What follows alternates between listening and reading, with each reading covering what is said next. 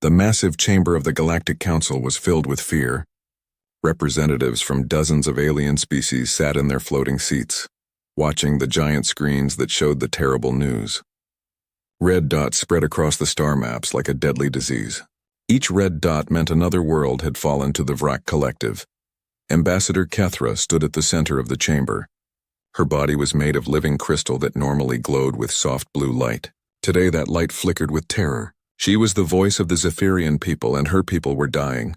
Honored members of the council, she began, her voice shaking. The situation has become desperate. The Vrak have taken 15 of our colony worlds in just 2 months. They do not take prisoners. They do not negotiate. They simply destroy everything in their path. The screens showed the aftermath of Vrak attacks. Beautiful cities turned to ash. Green worlds stripped bare of all life. Millions of beings reduced to nothing. The Zephyrians were a peaceful people who had never known war. Their crystal cities were works of art, not fortresses. Their ships carried scientists and traders, not soldiers. We have tried to fight them, Kethra continued. Our defense ships are no match for their war machines. They have weapons we do not understand, technology we cannot counter. They move like a plague through our space, taking world after world. From his floating platform, the Altarian representative spoke. His bird-like features showed worry. The Altarians had once been a proud warrior race, but even they feared the Vrak. What do you ask of us, Ambassador Kethra? We have already sent what ships we can spare. Not enough, Kethra replied. The Council's combined fleets have slowed them, but not stopped them.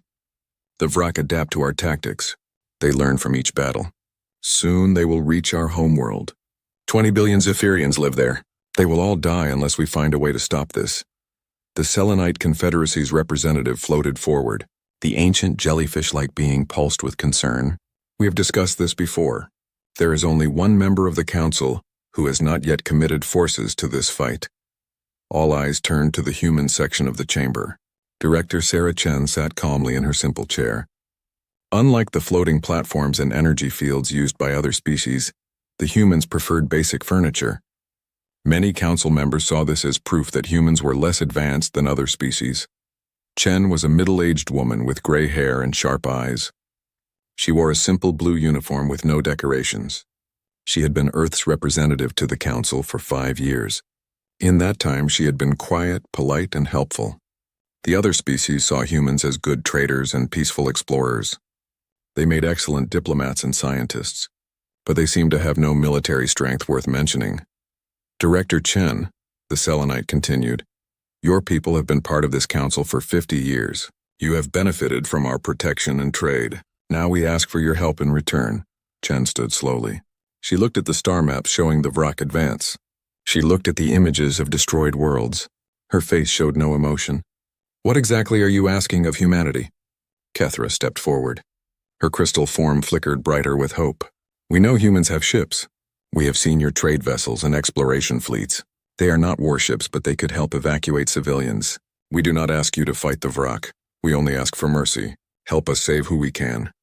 Other council members nodded. This seemed reasonable. Humans were known for their kindness. They often helped with disaster relief and refugee crises. Surely they would help now. The Andorian representative, a tall being with blue skin and white hair, added his voice. The humans are new to the galaxy compared to us. They have never experienced true war among the stars. Perhaps this is for the best. They can focus on saving lives while we handle the fighting. Chen listened to all of this without speaking. She walked to the center of the chamber and looked up at the star maps. The red dots of Vrak conquest were getting closer to Zephyrian space every day. At their current speed, they would reach the Zephyrian homeworld in 3 months. You speak of our inexperience with war, Chen said quietly. You say we are peaceful traders and explorers. You believe we have no military strength? She paused and looked around the chamber. You are both right and terribly wrong. The council members looked confused. Chen continued. It is true that humans prefer peace. For the past 200 years, we have chosen diplomacy over warfare. We have built trade networks instead of battle fleets. We have explored the galaxy with curiosity, not conquest. She gestured to the star maps. But you mistake our choice for weakness. The Altarian representative made a sound of frustration. Director Chen, this is not the time for philosophy. The Vrak will not be stopped by words. They understand only force. I agree, Chen replied. which is why Earth's response will not be words. She touched a small device on her wrist. The chamber's communication system activated. Chen's voice was broadcast to every human ship, station, and colony in the galaxy. This is Director Sarah Chen, speaking for Earth and all human settlements. The Galactic Council has requested our aid against the Vrak Collective. The Vrak have committed genocide against peaceful worlds. They have made war against our allies. This cannot be allowed to continue. She paused and her voice became harder. Effective immediately, War Protocol 7 is active. All diplomatic personnel are to return to human space. All trade agreements are suspended. All exploration missions are recalled. The council members looked at each other in confusion. War Protocol 7 meant nothing to them. They had never heard of such a thing. Chen continued her broadcast. To all council species listening to this message, you asked for our mercy. You asked us to help evacuate civilians. You believed we would send a few ships and a handful of soldiers. She looked directly at the star maps showing the Vrak advance. You were wrong about what mercy means to humanity. The broadcast ended. Chen turned back to face the council. Earth has received your request for aid. We will respond accordingly. What does that mean? Kethra asked, her crystal form pulsing with confusion. How many ships will you send? How many humans will help with the evacuation? Chen gathered her papers and prepared to leave. Ambassador Kethra, you and your people will have our answer soon. I suggest you prepare your remaining worlds for evacuation. Not because the Vrak are coming, but because what happens next will not be safe for civilians. As Chen walked toward the exit, the Selenite representative called after her. Director Chen, you speak in riddles. The council needs clear answers. How will humanity help us? Chen stopped at the chamber's entrance. She turned back one last time. You will understand soon enough. The galaxy is about to learn something about humanity that we had hoped to keep hidden. For 2 centuries we have chosen to be explorers and traders. We have chosen peace, she paused. But we have never forgotten what we were before we made that choice. The chamber doors closed behind her, leaving the council members in confused silence. Above them, the star maps continued to show the Vrak advance. But now, scattered across the galaxy, human ships began to change course. Trade vessels that had been carrying cargo suddenly altered their routes. Exploration ships that had been studying distant stars turned back toward human space. And in the depths of space, automated beacons began broadcasting a simple message on frequencies that only humans used. The message was brief. War Protocol 7 active. Recall all assets. Prepare the legions. Earth remembers. The galaxy was about to discover that humanity's 200 years of peace had not made them weak. It had simply given them time to become something far more dangerous than any species could imagine.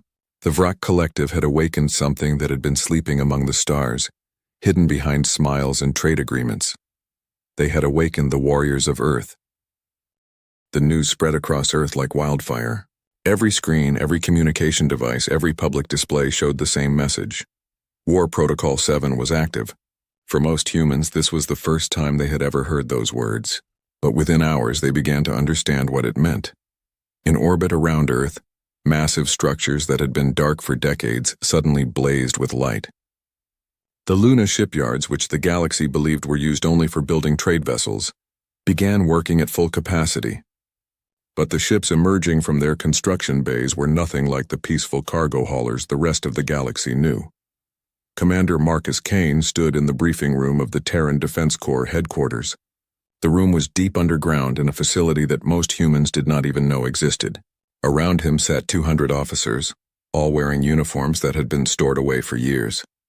These were not the blue uniforms of Earth's diplomatic corps or the gray outfits of the merchant marine.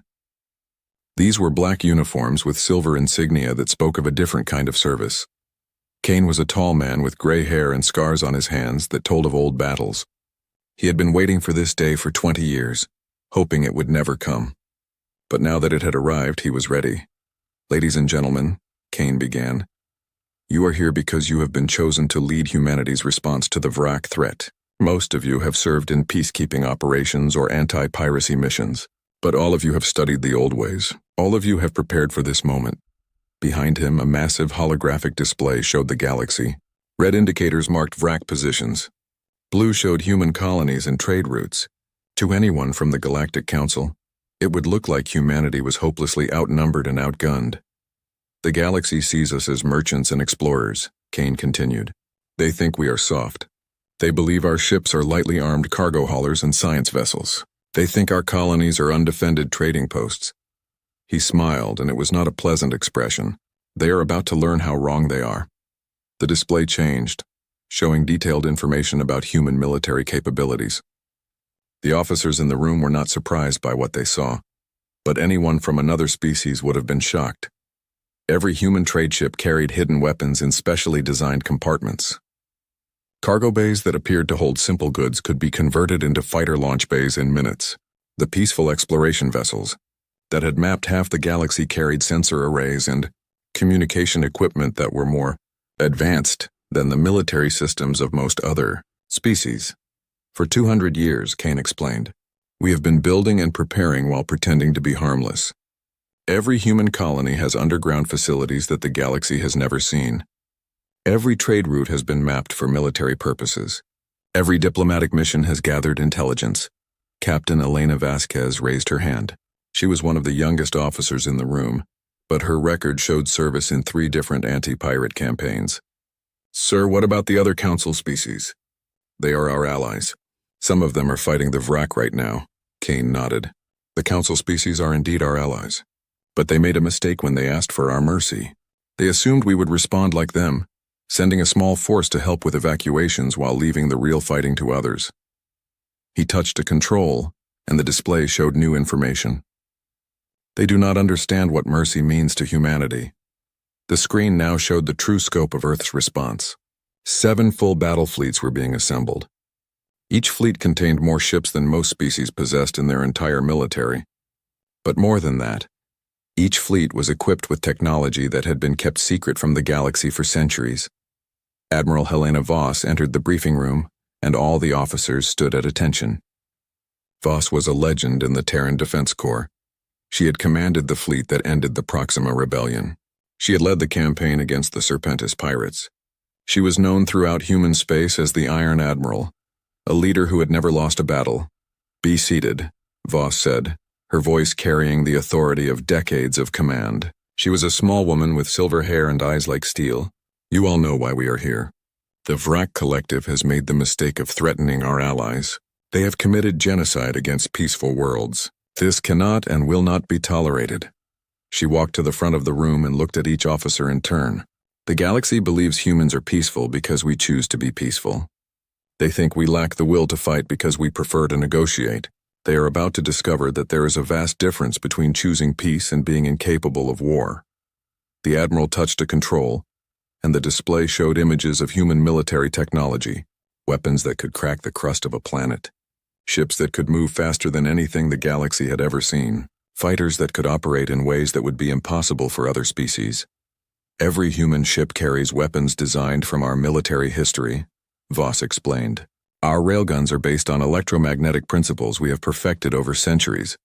Our energy weapons use fusion technology that we developed for peaceful purposes, but can be weaponized instantly. Our armor and shields use materials that we discovered while mining asteroids for the galactic trade networks. Lieutenant Commander James Park, a specialist in alien psychology, asked, Admiral, what about the Vrak themselves? Our intelligence reports suggest they are unlike any enemy we have faced before. Voss smiled grimly. The Vrak are a hive mind collective. They think as one, act as one, and fight as one. This makes them very effective against species that fight as individuals or small groups, but they have never faced an enemy like humanity. The display changed to show tactical information about human military doctrine. We have studied every war in human history. We know the lessons of Alexander the Great and Julius Caesar. We understand the strategies of Sun Tzu and Napoleon Bonaparte.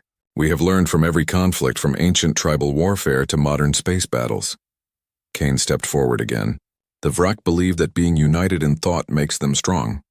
They cannot understand how individual humans can work together so effectively. They do not realize that our greatest strength comes not from thinking the same thoughts, but from thinking different thoughts toward the same goal. Around the galaxy, the transformation was already beginning. Human trade ships that had been carrying cargo to alien worlds suddenly jettisoned their outer hulls, revealing warships underneath. Exploration vessels that had been studying nebulae and star formations turned toward human space. Their sensor arrays now focused on military targets. The Luna shipyards worked day and night, assembling vessels from components that had been built over decades and stored in secret facilities. These were not the simple designs that other species expected from humanity.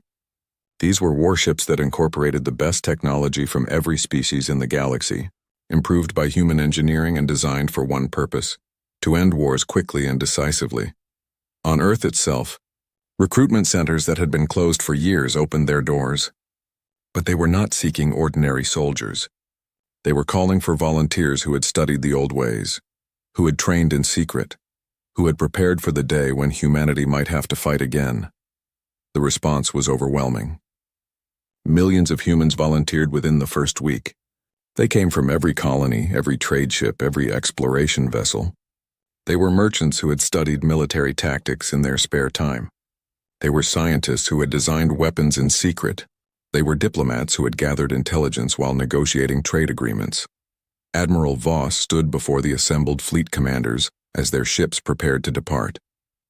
The vessels around her were magnificent and terrible. They bore names that honored Earth's military history: Normandy, Stalingrad, Thermopylae, Gettysburg. Each name represented a moment when humans had chosen to fight against impossible odds. "The galaxy asked for our mercy," Voss said over the fleet communication channels. "They wanted us to send a few ships to evacuate civilians while they handled the fighting. They believed we would act like them, cautious, limited, afraid to commit our full strength." She paused, looking out at the assembled fleet. Thousands of ships stretched across space, each one a masterpiece of human engineering and military design. They were wrong. When humanity shows mercy, we do not send a few ships to rescue the survivors. We send everything we have to make sure there are no more victims. We do not evacuate the innocent. We eliminate the threat. The fleet began to move, departing human space for the first time in 2 centuries with full military intent. As they jumped to hyperspace, their destination was clear. The Vrak Collective would learn what happened when they threatened humanity's allies. Behind them, Earth continued its preparations. The galaxy was about to discover that humanity's 200 years of peace had been spent getting ready for war. The Kepler 442 system had been peaceful for over a century. 3 gas giants orbited a stable yellow star, their moons home to mining operations that supplied rare metals to half the galaxy. The system's location made it a perfect waypoint for trade routes, and dozens of ships passed through it every day. Today, it would become the place where the galaxy learned the truth about humanity. Hive Mind designation, 77 Alpha commanded the Vrak scouting force that entered the system. The designation meant he was the 7th sub-mind of the 7th primary consciousness of the Alpha attack group. Like all Vrak, he existed as part of a collective intelligence that shared thoughts and memories across their entire species. 77 Alpha's ships were ugly and functional. They looked like giant insects made of metal and ceramic, with weapon ports that resembled mandibles and sensor arrays that moved like compound eyes. His force consisted of 50 ships ranging from small fighters to heavy cruisers. It was more than enough to destroy any resistance in this quiet system. The Vrak had been expanding their territory for decades, consuming everything in their path. They did not negotiate or trade. They simply took what they wanted and destroyed what they did not need. It was efficient and effective, and no species had been able to stop them for long. As 77 Alpha's ships moved deeper into the system, their sensors detected 3 vessels near the 4th planet's largest moon. The ships appeared to be human, according to the identification signals they were broadcasting. One was clearly a cargo vessel, massive and slow. Another seemed to be a small escort ship, probably lightly armed. The third looked like a passenger transport. 77 Alpha felt satisfaction flow through the collective consciousness. Humans were known to be weak and peaceful. They would probably try to surrender or negotiate. If they ran, his ships would easily catch them. Either way, it would be an easy victory. Unknown vessels, 77 Alpha broadcast on standard communication frequencies. You are in territory claimed by the Vrak Collective. Surrender your ships and prepare to be processed. The response came from the cargo ship, which identified itself as the Prometheus. The voice was calm and human, with a slight accent that the Vrak translators could not identify. "This is Captain Sarah Mitchell of the merchant vessel Prometheus. We are conducting legal trade operations in this system. We do not recognize Vrak territorial claims here. 7-7 Alpha shared the amusement of the collective. These humans were either very brave or very stupid. Captain Mitchell, you will surrender immediately or be destroyed. This is your only warning. Negative, came the reply. We decline your generous offer. The Vrak commander ordered his ships to attack. What happened next would be discussed in hushed tones throughout the galaxy for decades to come. The Prometheus seemed to explode, but not from weapons fire. Instead, its outer hull separated into dozens of pieces that flew away in all directions. Underneath was revealed a ship that looked nothing like a cargo hauler. It was sleek and deadly, bristling with weapon ports and sensor arrays. The humans had somehow hidden a warship inside what appeared to be a merchant vessel, but the Prometheus was not alone in its transformation. The small escort ship, the Defiant, suddenly deployed what seemed like an impossible number of fighter craft from hidden bays. Each fighter was tiny compared to Vrak ships, but they moved with a speed and agility that 7-7 Alpha had never seen before. The passenger transport, the Valkyrie, dropped all pretense of being a civilian vessel. Its hull reconfigured itself in seconds, revealing massive weapon systems that made even Vrak heavy cruisers look small. This was not a transport ship. This was a dreadnought designed for one purpose: to destroy everything that opposed it. 7-7 Alpha tried to process what he was seeing. The collective consciousness reeled as information flowed back from all 50 ships. The humans had been hiding their true nature. Every ship the Vrak had ever encountered from this species had been a lie. The human attack came with precision that spoke of centuries of military experience. The fighters from the Defiant moved in perfect formation, their weapons targeting the weak points in Vrak ship design with surgical accuracy. They seemed to know exactly where to hit each vessel for maximum damage. The Prometheus opened fire with weapons that defied Vrak understanding of physics. Beams of energy that burned hotter than stellar cores sliced through Vrak armor like it was paper. Projectiles moving at impossible speeds punched holes clean through entire ships. But it was the Valkyrie that truly shocked 7-7 Alpha.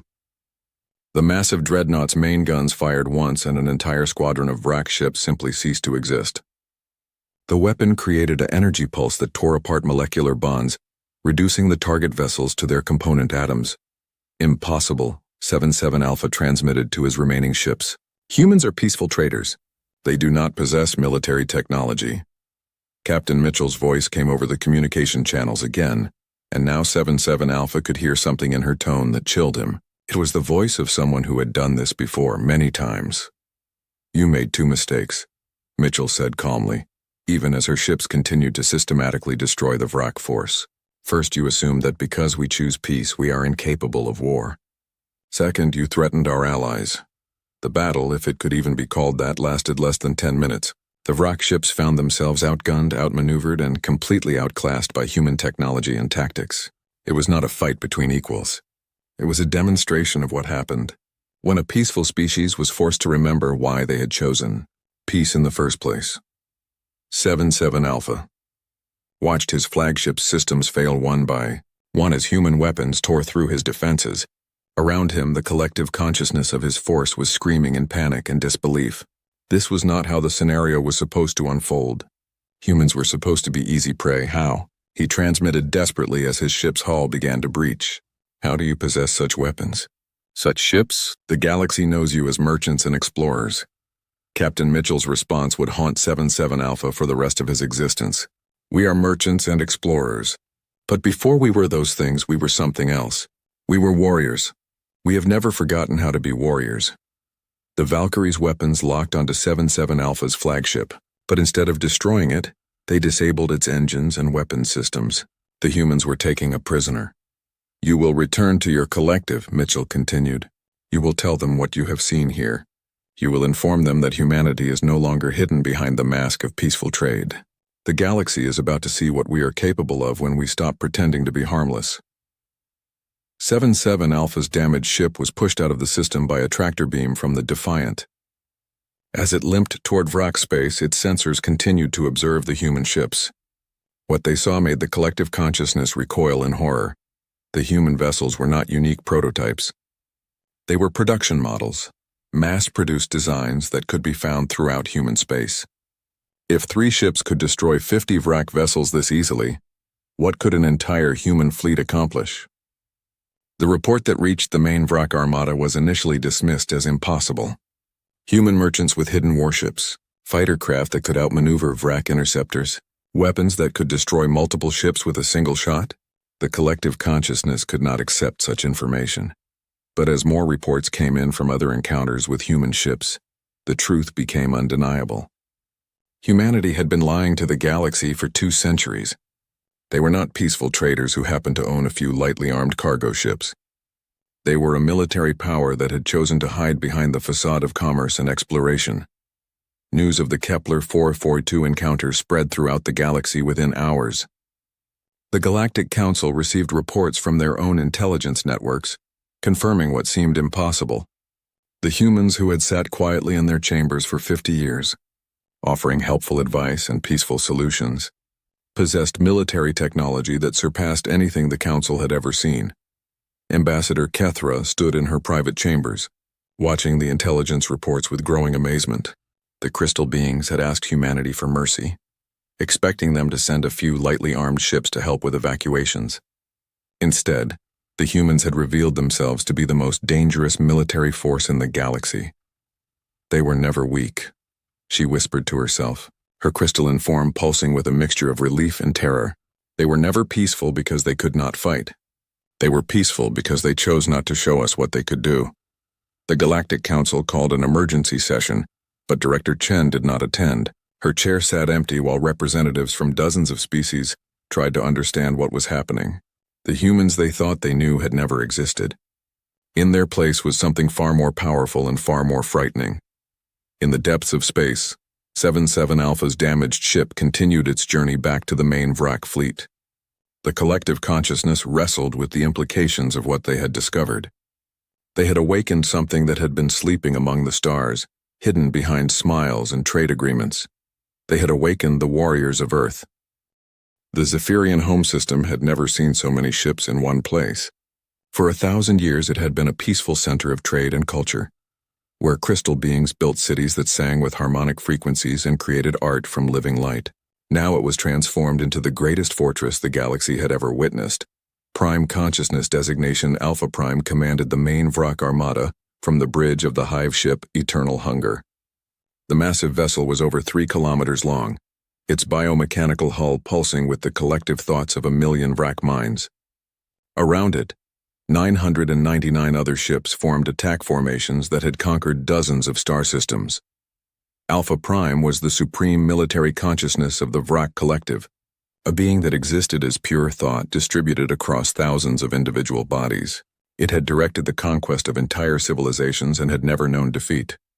The report from 77 Alphas, defeated force had been disturbing, but Alpha Prime refused to believe that a single encounter represented humanity's true capabilities.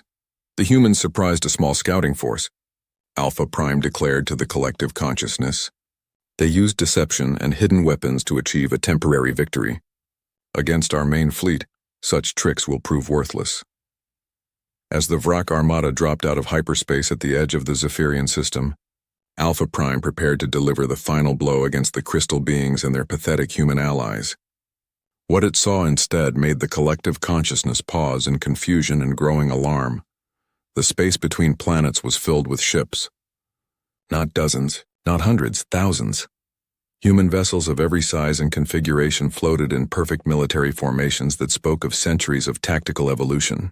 Some were clearly the hidden warships that had been disguised as merchant vessels. Others were designs that no alien species had ever seen before, ships that looked like they had been built for one purpose: war. But it was not just the number of ships that shocked Alpha Prime. It was the formations themselves. The humans had arranged their fleet in patterns that demonstrated a deep understanding of three-dimensional space combat. Every ship was positioned to provide overlapping fields of fire. Every squadron was placed to support the others. It was military doctrine perfected over millennia of conflict. Admiral Helena Voss stood on the bridge of her flagship, the dreadnought Armageddon. Around her, holographic displays showed the positions of every ship in both fleets. The Vrak armada was impressive by galactic standards, but Voss had studied the reports from Kepler 442. She knew what they were facing. "Admiral," reported Captain Torres from the sensor station, "the Vrak fleet is moving into attack formation. 1,000 ships centered around what appears to be their command vessel." Voss nodded. The Eternal Hunger was easy to identify. Its biomechanical design stood out among the other Vrak ships like a queen among worker ants. "Open a channel to all frequencies," she ordered. The communication systems activated, broadcasting Voss's words to every ship in both fleets and to monitoring stations throughout the galaxy. When she spoke, her voice carried the authority of someone who had never lost a battle. "I am Admiral Helena Voss of the Terran Defense Corps. You have made war upon our allies. You have committed genocide against peaceful peoples. You have forced us to reveal what we had hoped to keep hidden." She paused, looking directly at the tactical display showing the Vrak fleet. "You will surrender immediately and submit to judgment for your crimes, or face the consequences of awakening humanity's wrath." Alpha Prime's response came quickly, broadcast on the same frequencies with the arrogance typical of the collective consciousness. "I am the prime consciousness of the Vrak war fleet. You are few. We are many. You are soft. We are strong. We will devour your allies and then come for your worlds. Your deceptions worked against a scouting force, but we are the true might of the collective." Voss's reply was simple and delivered with the calm certainty of someone who had already decided the outcome. "Then learn why humans don't start wars. We finish them." The battle began with the Vrak doing what they had always done, a massive frontal assault designed to overwhelm their enemies through sheer numbers and firepower. 1,000 ships moved forward in a formation that had broken the defenses of every species they had encountered. They had never encountered humanity. The human response came in waves, each one demonstrating a different aspect of their military evolution. The first wave was the fighters, launched from hidden bays in ships that the galaxy had thought were civilian vessels. These small craft moved like extensions of their pilots' wills, dancing between Vrak fire with an agility that seemed to defy physics. But it was not just their movement that shocked the Vrak. It was their weapons. Each human fighter carried missiles that could track targets through hyperspace jumps. Their energy cannons fired beams that could penetrate shields thought to be impenetrable. Most terrifying of all, they seemed to know exactly where to hit each Vrak ship for maximum damage. The second wave was the destroyers and cruisers, ships that had been disguised as cargo haulers and exploration vessels. Their weapons opened fire with devastating effect. Railguns that accelerated projectiles to near light speed punched through Vrak armor like it was made of paper. Energy weapons that harnessed the power of artificial stars burned through entire squadrons of enemy ships. The third wave was the dreadnoughts, massive ships that the galaxy had never suspected humanity possessed. These were vessels designed not just to win battles but to end wars. Their main guns could crack the crust of a planet. Their shields could withstand the combined fire of entire fleets. Alpha Prime watched in growing horror as the collective consciousness began to fragment under the weight of what it was experiencing. The Vrak had built their entire military doctrine around overwhelming enemies with superior numbers and technology. But the humans were demonstrating both superior technology and superior tactics. How? Alpha Prime transmitted desperately as its ships died around it. "How do you possess such weapons? Such knowledge of warfare?" Admiral Voss's response came over the communication channels, her voice cutting through the chaos of battle. "We are the children of warriors, Prime Consciousness. We are the species that climbed from caves to stars through will and warfare. We have conquered every environment our world could offer, then reached for others. The human fleet moved with a coordination that spoke of centuries of military tradition. They used tactics that the Vrak could not counter, because they had never encountered an enemy that fought this way. The humans did not simply try to destroy their opponents. They systematically dismantled them, taking apart the Vrak formations like a surgeon removing a cancer. We are the descendants of Alexander and Caesar. Voss continued as her ships pressed their attack. We carry the lessons of Sun Tzu and Napoleon. We remember every battle our species has ever fought, from tribal conflicts to the conquest of our solar system. The Vrak fleet, built for overwhelming weaker opponents, found itself completely outclassed. Their biomechanical ships, which had seemed so alien and terrifying to other species, were revealed to be inferior to human engineering. Their hive mind coordination, which had given them an advantage against individualistic species, proved useless against humans who combined individual creativity with collective purpose. Alpha Prime's flagship shuddered as human weapons found their mark. The collective consciousness was screaming now, a million minds crying out in panic as they realized they were facing something beyond their understanding. These were not the peaceful traders they had expected to find. These were the heirs to every warrior tradition that had ever existed on Earth. Impossible, Alpha Prime transmitted as its ship's defenses failed. You are merchants, explorers, you do not possess military traditions. We possess all military traditions, Voss replied. We are the synthesis of every way of war that has ever existed. We have studied every conflict, learned from every defeat, perfected every victory.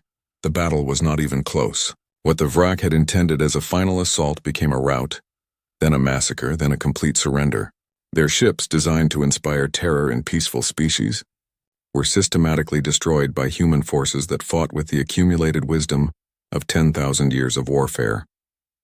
When the firing stopped, less than 100 Vrak ships remained out of the original 1,000.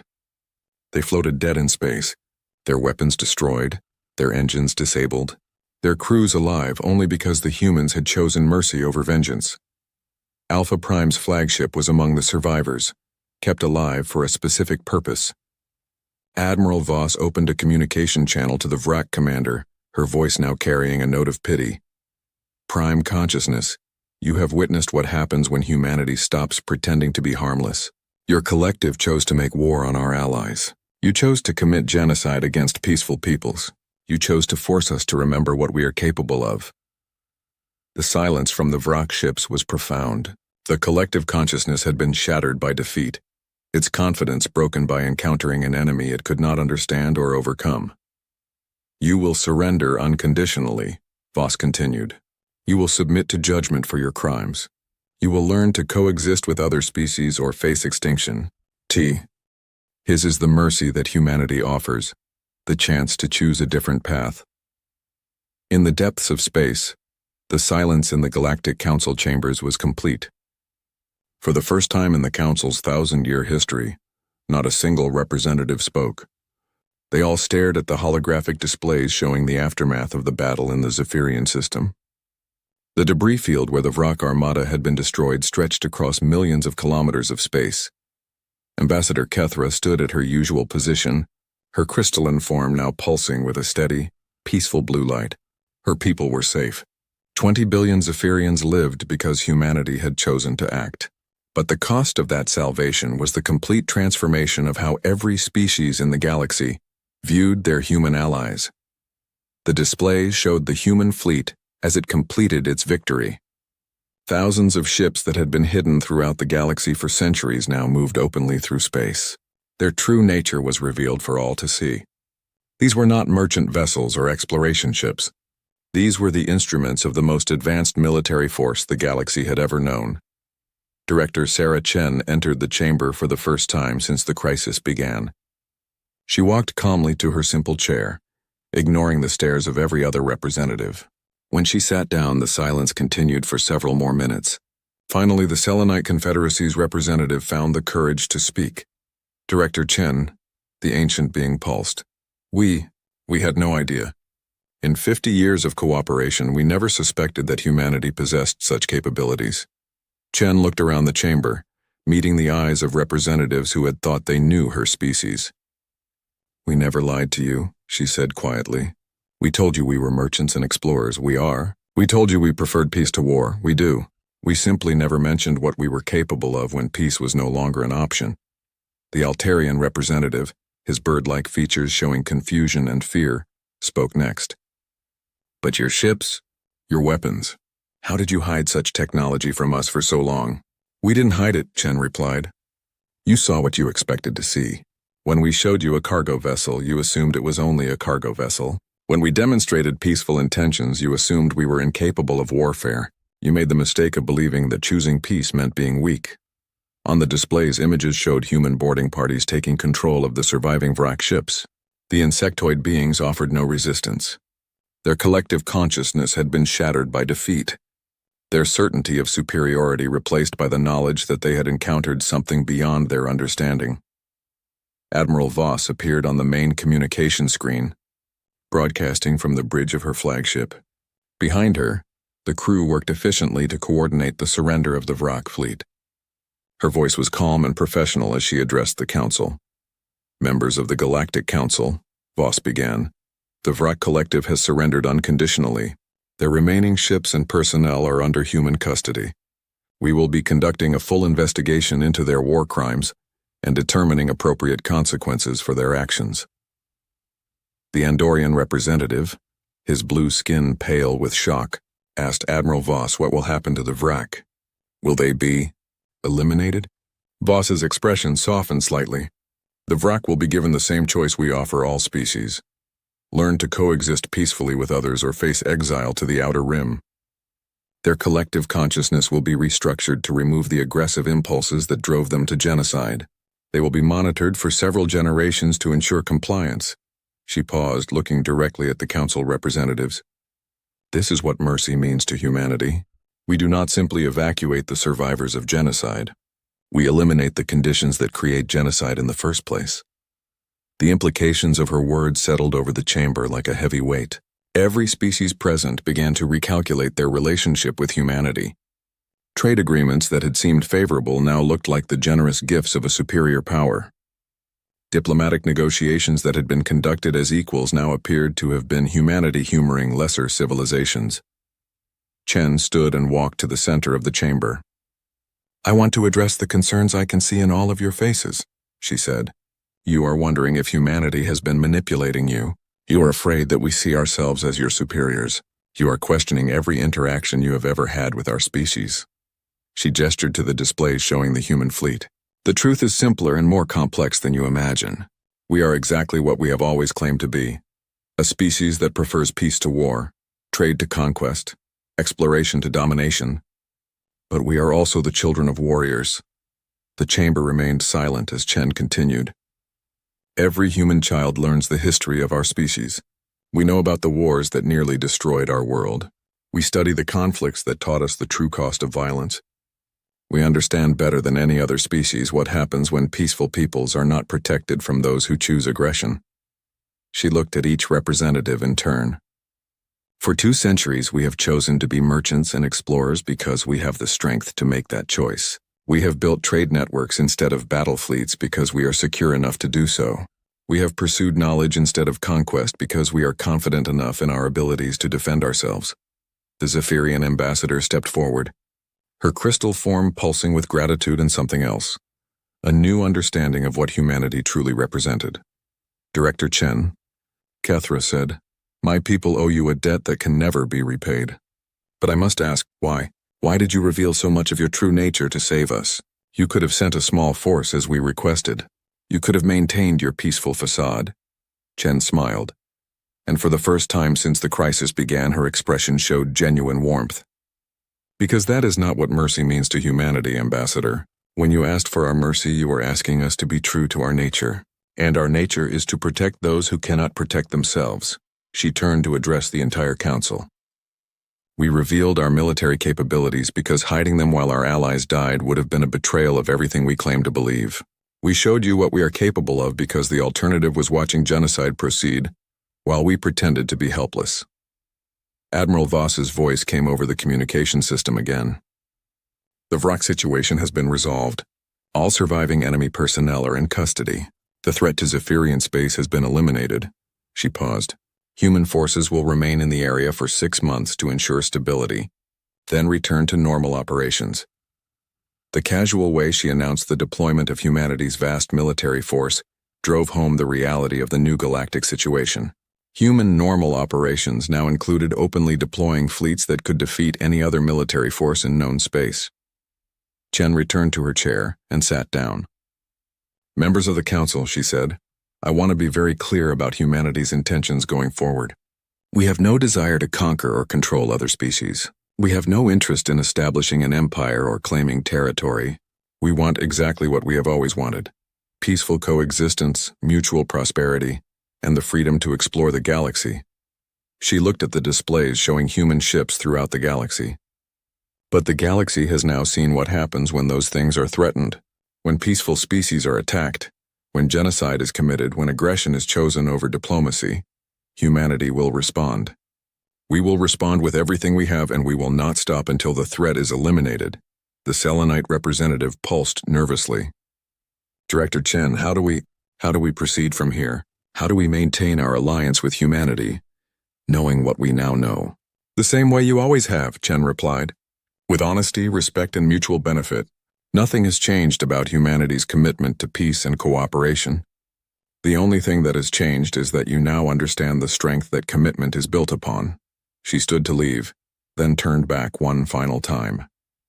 The galaxy asked for our mercy when the Vrak threatened peaceful worlds. You expected us to send a few ships to evacuate civilians while leaving the fighting to others. You thought mercy meant accepting the minimum level of response. Chen walked toward the chamber's exit, her footsteps echoing in the silent room. You were wrong about what mercy means to humanity. When we show mercy, we do not send just enough force to rescue the survivors.